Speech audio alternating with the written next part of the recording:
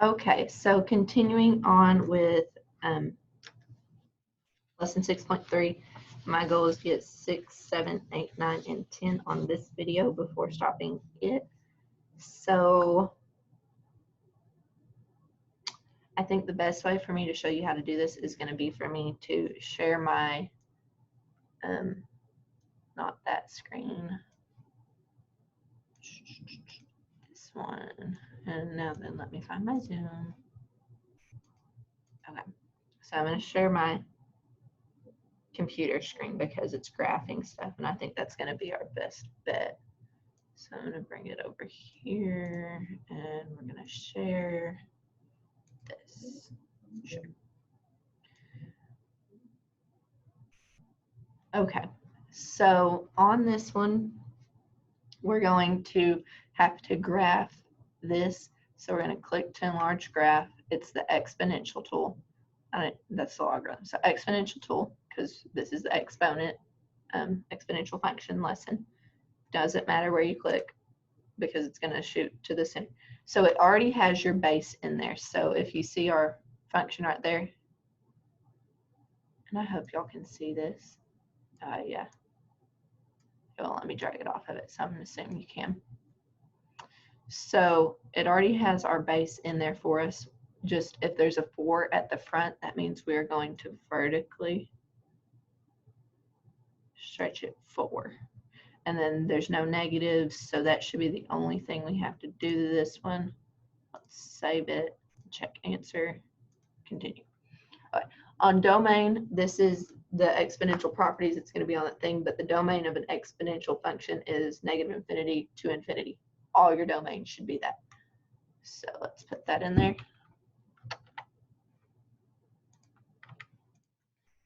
And I went through and copied all this stuff because it's in the book, but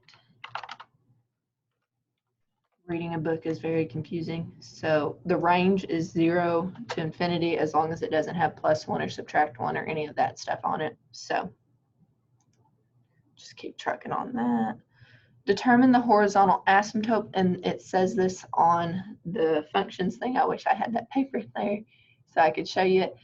Your horizontal asymptote is y equals 0.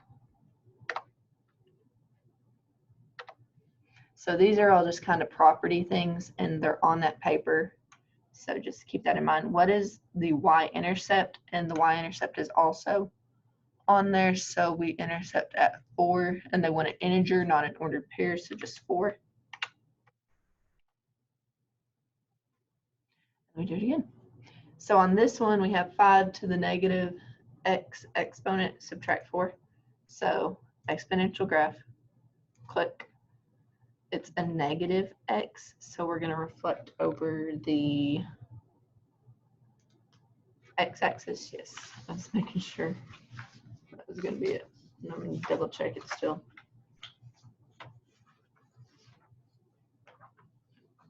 What number will? 7.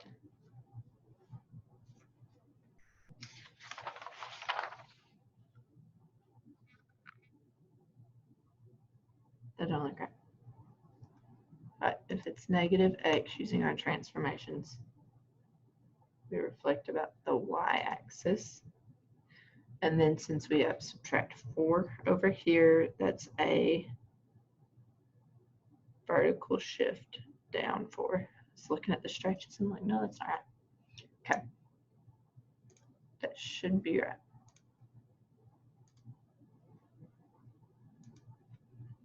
And then what is the domain? Same thing. -infinity to infinity.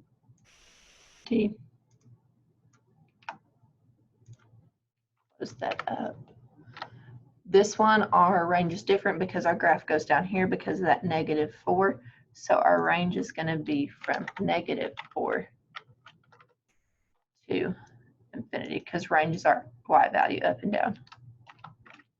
And there's nothing below -4. So the function has a horizontal asymptote. This one's horizontal asymptote is going to be at that -4. So we have y equals -4. And then what is the y-intercept? It's right there at -3. Okay, I have all these papers in front of me. I'll probably not upload these because I'm not doing them on it, but I'll upload the ones that I've already printed out that I worked in a different lesson with different numbers. All right, we're on 8.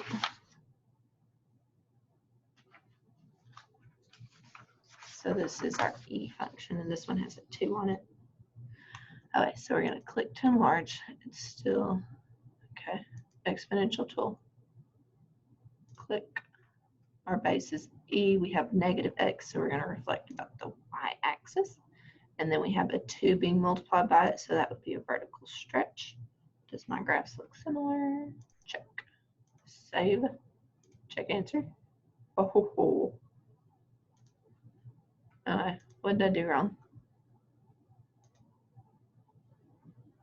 And we're on 8. My base is E. Right. Did I stretch it after or before I reflected it?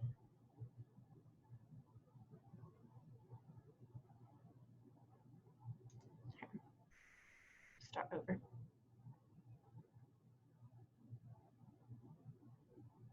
That's not right. All right, let's just clear this one. Clear. Okay. Click. Click. Our base is E. It's not that.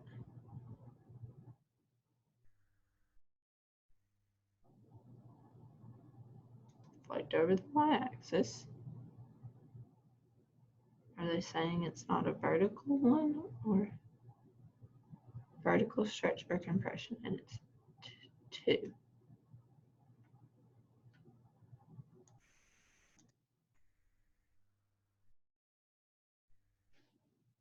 Did I not stretch it all the way last time? Because, okay, whatever. Same thing here. Negative infinity to infinity. If y'all get stuck on any of this stuff, just shoot me an email because my math lab. And then our horizontal asymptote, and it has the y equals on this one, so just 0. Okay, let's try it again. So this is -5 subtract. So it's not being multiplied by it this time. So we're going to exponential tool, click it. We're reflecting about the y-axis and the x because it's a -e to the -x. And then since we have -5, that's a vertical shift down.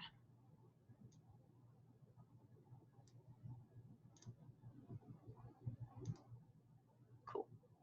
All right. Domain is still the same. Domain will always be -infinity to infinity on exponential functions. But now our range is upside down, so we're going to come from -infinity up to -5. I was like, what are they counting by? But it's at -5. And then our horizontal asymptote, they have the y equals, so we're just going to put -5 in there. Cool. Okay. Another one.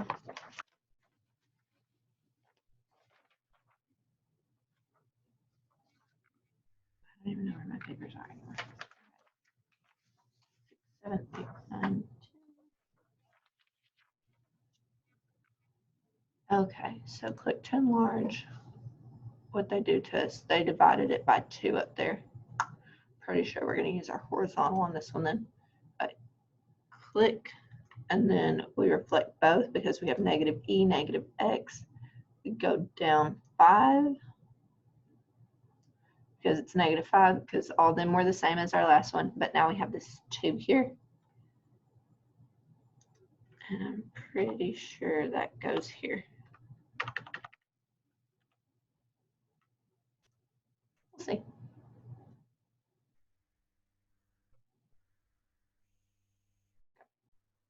So if it's divided by 2, you put the 1/2 into the horizontal stretch.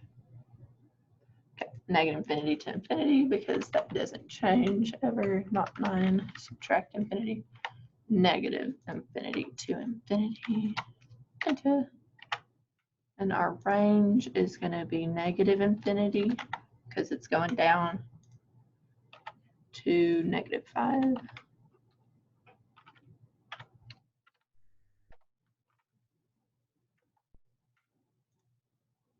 And then y equals -5. Cool. Wait, on these, I can probably hop back to my document camera though. I'll have to go through all the notes to figure out. Okay, let's see. Stop that and we'll hop over to cool. All right, so on these, there's a rule for our exponents that if they have the same base, the exponents are equal. So on this one, since we had 4 and 4, we'd have x equals 3. So our solution set would be 3. This one we have 2 to the negative x equals 4. So on this one, I'll fix that up. We're going to change this 4 to be, because we know 4 equals 2 squared. So we're going to have 2 to the negative x equals 2 squared. Then we're going to have negative x equals 2.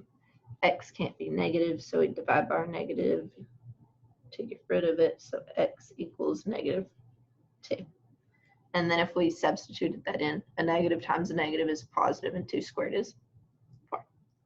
So -2 would be our solution set. Okay, we have 4 thirds all raised to x. All right, 64 is 4 cubed, and 27 is 3 cubed. So right here, I'm going to write it over here. So 64 over 27 equals 4 over 3 all cubed.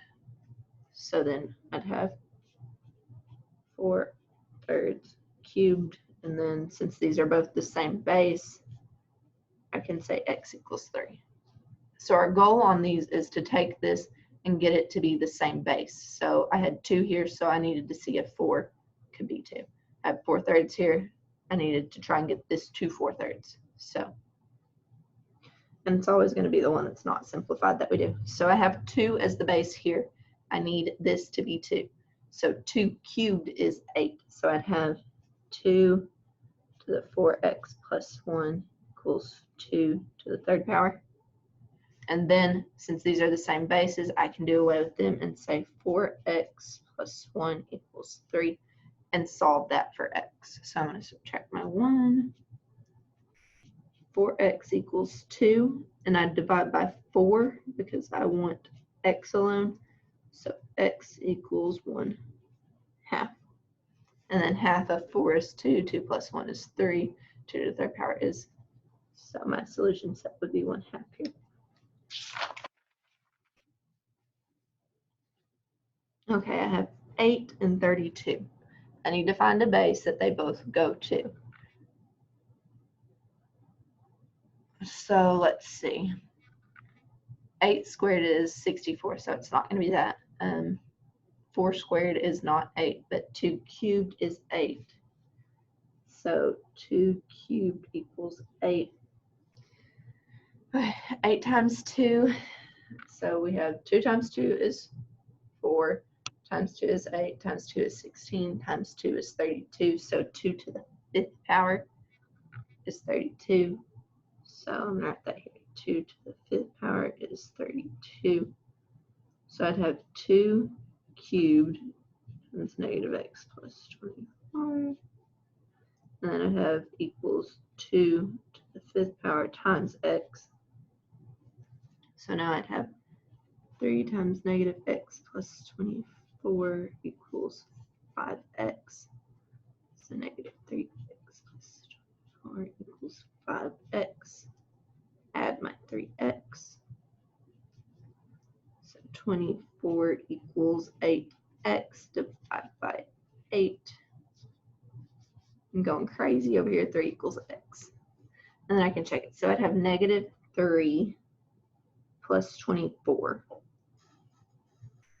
which would be 21. Calculator.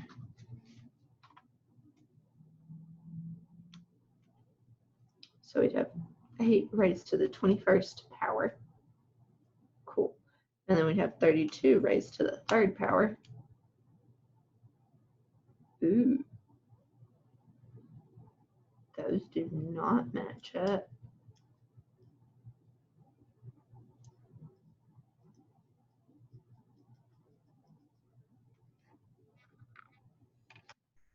Good thing we check things. Where is my paper that has these answers on it? I'd like to know.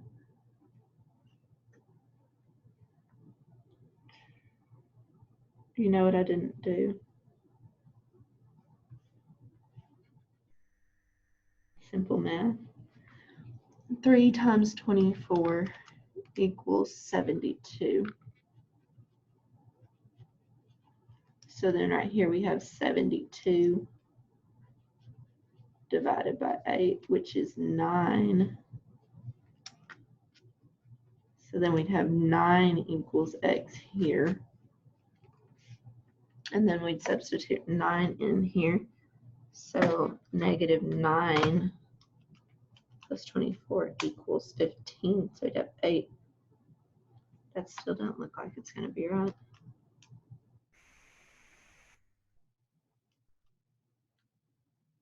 Two raised to the 9th power. Oh, there you go. So our solution set would be that 9. What I didn't do right here was simple math that I know better than. I didn't do 3 times 72. Or I changed it there. 3 times 24 to get 72. My brain is fried right now, y'all. Okay, determine the exponential function whose graph is given. So 0, 1, and you'll see this on the exponent properties. They have right here that it's 1 comma a. So this is going to be 2 to the x power, and then this would be negative 5, but it's going to be 5 to the negative x.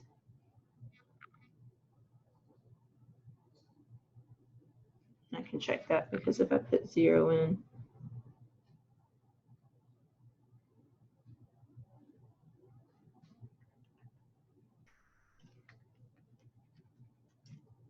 it's going to be negative 5 to the x, because if I put 0 in here, I'd have negative 5 times 0 is going to get that negative there.